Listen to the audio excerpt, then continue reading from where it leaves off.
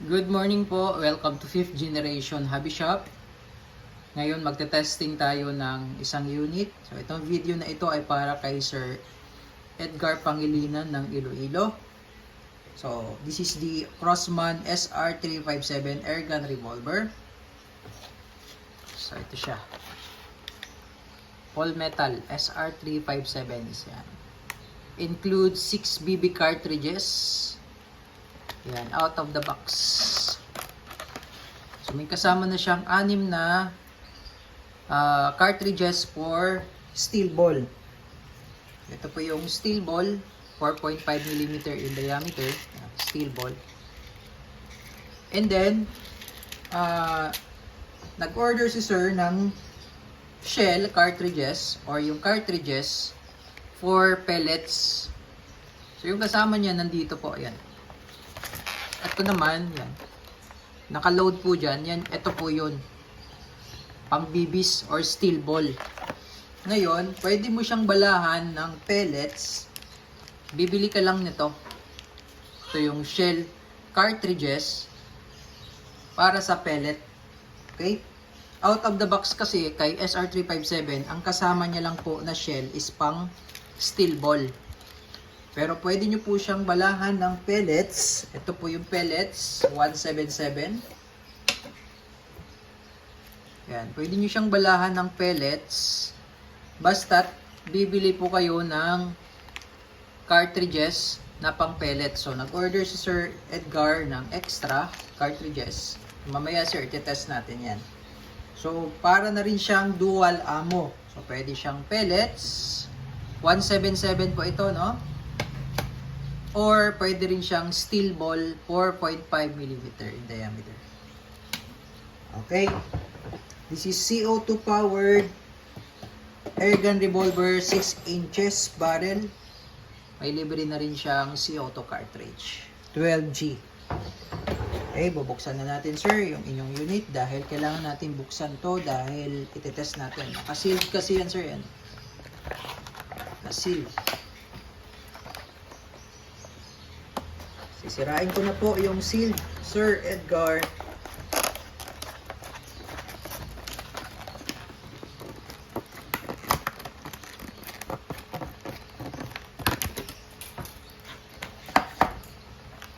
Nagugutom ko na lang dito.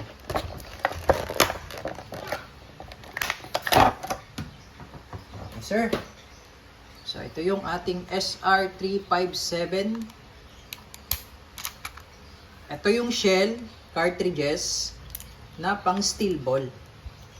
Okay, out of the box, ito po yung kasama. Okay, ito po yung pang steel ball. Iba rin po yung pang pellets. Okay? So ito yung steel ball. Ito yung steel ball. Dito po yan nilalagay yung bala. So hindi po yan mahuhulog dahil masikip po yan dyan. Rubber kasi yan dulo niyan. Ito, rubber. Yan. Ito naman, may butas yan. Ayan, may butas yan. So, dito dumadaan yung hangin.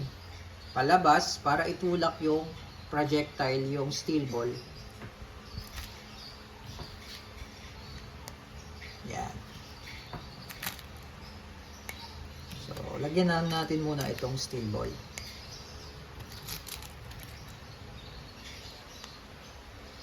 Six shots po yan. Okay, so tabilan muna natin siya dyan. Ngayon, ito naman po yung shell cartridges pang pellets. Pwede rin siya sa Umarex, Crossman or Umarex. Same lang naman po ang diameter size niyan. Ayan. So, magkaiba sila nung sa steel ball. Ito yung rubber na sa harap. Ito naman yung rubber na sa rear. Ayan. Yung rubber. So, ito naman po yung pellets. Yan, 177 po yan. Dito po yan nilalagay sa may rubber. Yan. Make sure lang sir na walang naka-usli dyan. Kailangan talaga fully fitted siya dyan. Yan.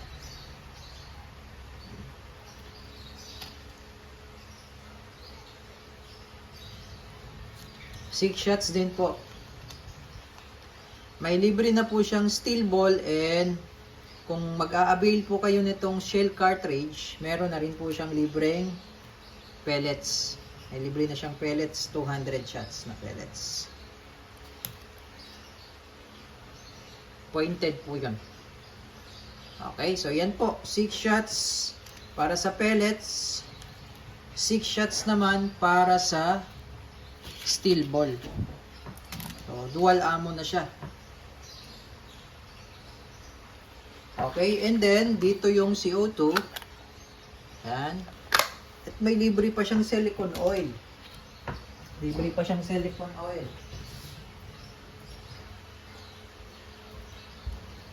Ito po, free na ang silicone oil. At may libre na rin siyang CO2. Yan. Itong barrel niya, ang haba po niyan, simula rito. Dito kasi yan eh. Simula rito, hanggang dito, 6 inches po yan. 6 inches. Smooth bore po yan. Smooth bore barrel. Yan. Itong sight naman niya, adjustable po yan. Up and down or elevation. Ito naman, adjustable din po yan. Left and right or windage. Na-adjust yan. Andito naman po yung kanyang safe. Ayan, safety. Then, open yung chamber or yung kanyang cylinder. Push nyo lang, tapos tulak. Ayan. Okay. So, ngayon lalagyan natin ng CO2. Yung isang CO2 po is good for 60 shots, more or less po. Disposable po ito. Meron nabibili sa Shopee, Lazada, meron din sa shop namin.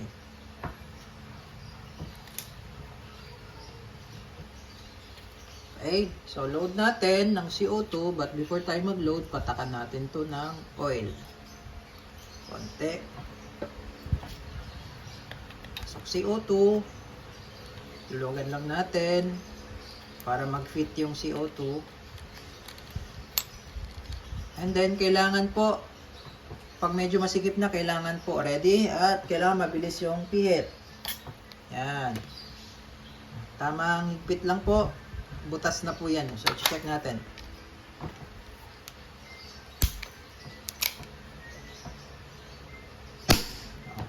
Diba? Lakas. So, itong revolver na to ay single action. And then, pag double action naman, sa trigger lang. Okay? Pwede rin siyang lagyan ng red dot optic. Meron din tayong available na red dot optic para dito. Ayan. SR357 Airgun Revolver. Okay, so una nating ite-test yung steel ball. Okay, steel ball. Ito yung steel ball.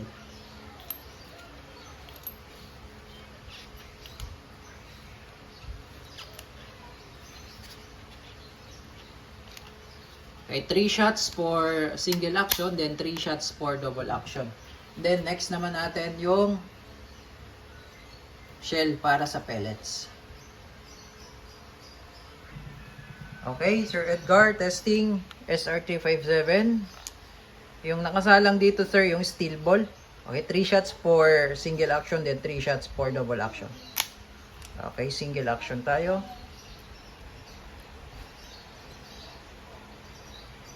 Firing.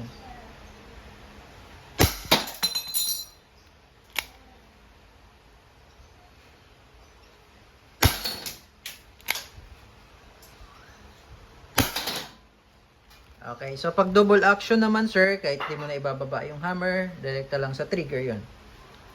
Firing.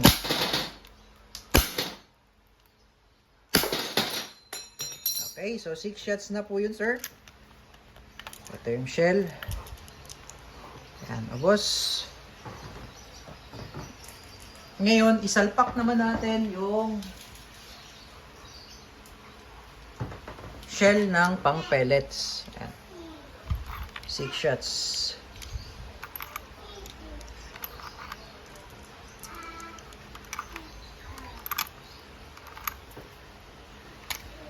Ayan. So, ayusin ko lang, sir, yung plate.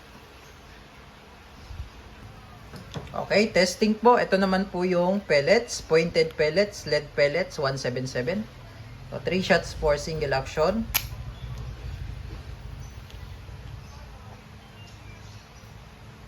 Firing.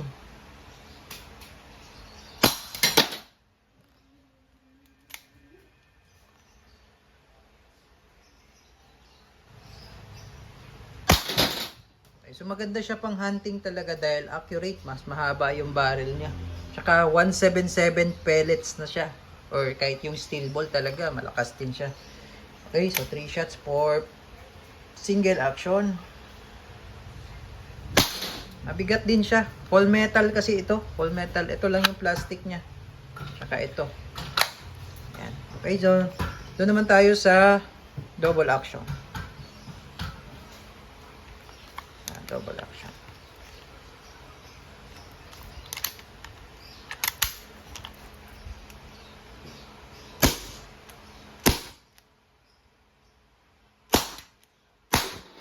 Yan. Okay, so wala na.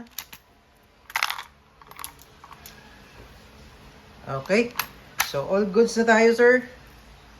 SR357 airgun revolver. So, pwede siya maging dual ammo basta bibili ka lang ng shell cartridge na pang pellets. Meron din tayong available sa store.